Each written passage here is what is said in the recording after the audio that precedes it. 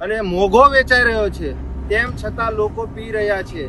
કેમ કે લોકો આજે મજૂર વર્ગના લોકો હોય કે નાનો મોટો ધંધો વ્યવસાય કરતા લોકો હોય, આજે જે સારા લોકો છે, જે કી પોસ્ટ પર છે, એવા તમામ લોકોને સારી બ્રાન્ડનો દારૂ એ અલગ અલગ વિસ્તારોમાંથી મળે છે. કોઈ ગાડી પકડવાની હોય, કોઈ બાઇક પકડવાની હોય તો હેલ્મેટ નથી, પીયુસી નથી, લાયસન્સ નથી, એમ કરીને એક 2 વ્હીલર બાઇક પકડે છે. તો ભાઈ આટલા બધા નાકા આવેલા છે, તેમ છતાં ગુજરાતમાં આ છેડેથી લઈ અને પેલા છેડે એ કઈ રીતે દારૂ જાય છે. પીએસઆઈ પીઆઈ ને જે સસ્પેન્ડ કરવાની વાત કરે છે, અરે ભાઈ તમારે સસ્પેન્ડ કરવા હોય તો ઉચ્ચ અધિકારીઓને સસ્પેન્ડ કરો. પીઆઈ અને પીએસઆઈ એ તો ફક્ત એમની જવાબદારી નિભાવે છે.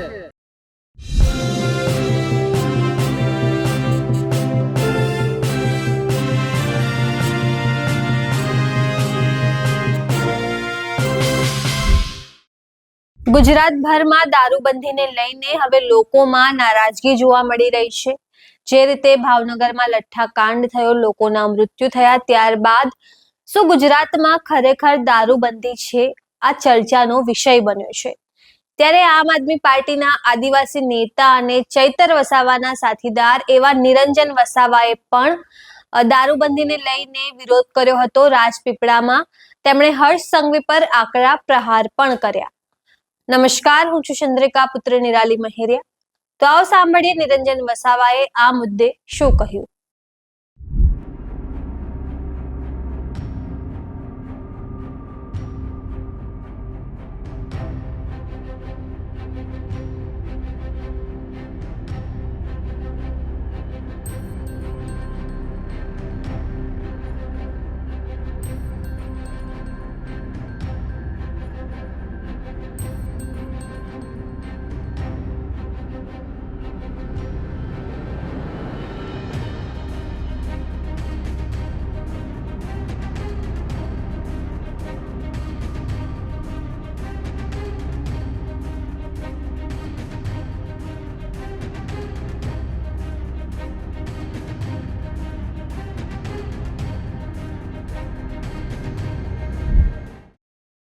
ગુજરાતમાં વારંવાર લઠ્ઠાકાંડ થાય છે.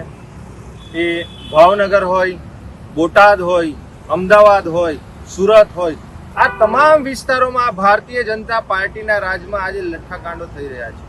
આજે લોકો મૃત્યુ પામી રહેલા છે. આજે દારૂબંધી એ ફક્ત નામ જ છે. આજે દારૂ તો નકલી મળે જ છે, પણ એની સાથે સાથે આ દારૂબંધી જે ગુજરાતમાં છે એ પણ ક્યાંક ને ક્યાંક નકલી છે.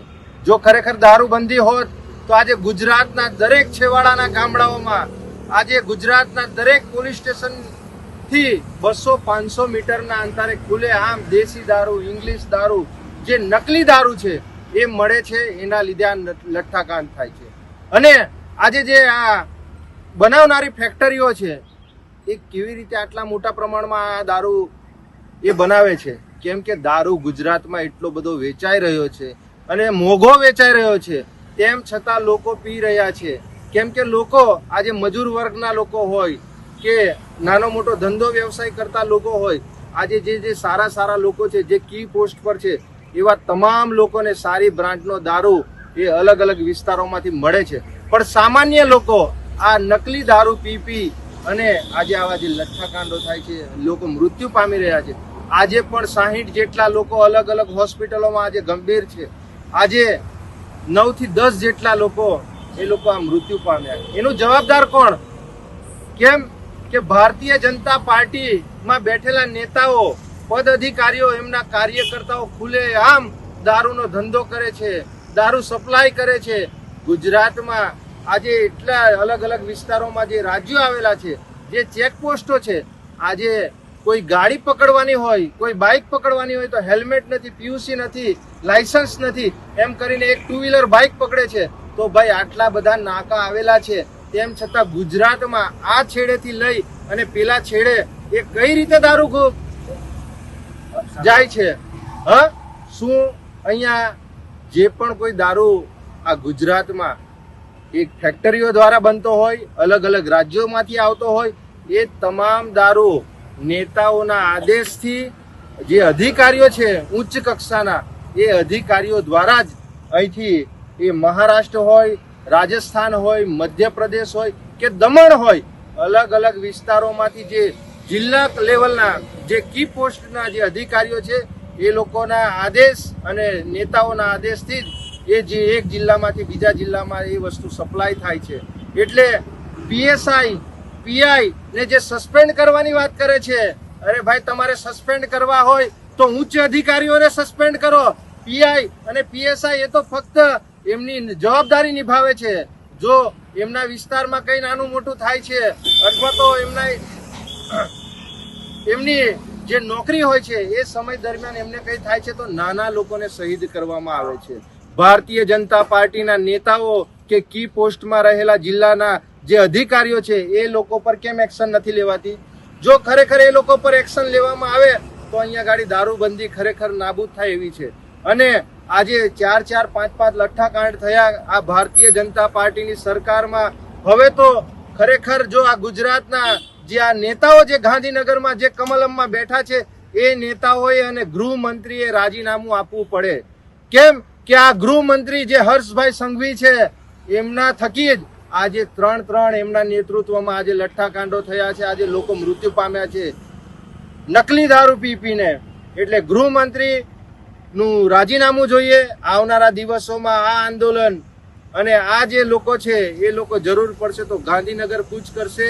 હર્ષ સંઘવી નું જે નિવાસ સ્થાન છે એ નિવાસ સ્થાનનો પણ આવનારા દિવસોમાં ઘેરાવો કરવામાં આવશે. આ લોકો જે નિર્દોષ લોકો મરી જાય છે દારૂ પીને, એનું જવાબદાર કોણ છે? એનું જવાબદાર આ ગુજરાત સરકાર એની જવાબદાર છે. ગુજરાત સરકારનો વહીવટ છેલ્લા 30-35 વર્ષથી છે. કેમ ભાઈ હજુ તમે ગુજરાતમાં દારૂ બંધ નથી કરી શકતા? હમણાં નાના કોઈ માણસો ગમે તે પણ હોય એમની પર તરત તમે એક્શન લો છો, તરત એફઆઈઆર કરો છો, તો આવા લોકો પર તમે શું કાર્યવાહી કરી? એટલે આવનારા દિવસોમાં અમે ગૃહમંત્રીનું પણ રાજીનામું લઈશું અને જે કી પોસ્ટ પર જે નેતાઓ છે, જે અધિકારીઓ છે એ અધિકારીઓ પર કાયદાકીય રીતે એમની પર કાર્યવાહી થવી જોઈએ. કેમ કે એમના થકી જ આ એક જિલ્લામાંથી બીજા જિલ્લામાં આ દારૂ સપ્લાય થાય છે. તો જેમ તમે નિરંજન વસાવાની વાત સાંભળી, તમે તેમની વાતથી કેટલા સહેમત છો અને આ મુદ્દે શું વિચારો છો અમને જરૂરથી કમેન્ટ બોક્સમાં કમેન્ટ કરીને જણાવજો. એ સિવાય તમે અમને અમારા ફેસબુક અને ઇન્સ્ટાગ્રામ પર પણ ફોલો કરી શકો છો. અત્યાર માટે બસ આટલું જ. ધન્યવાદ.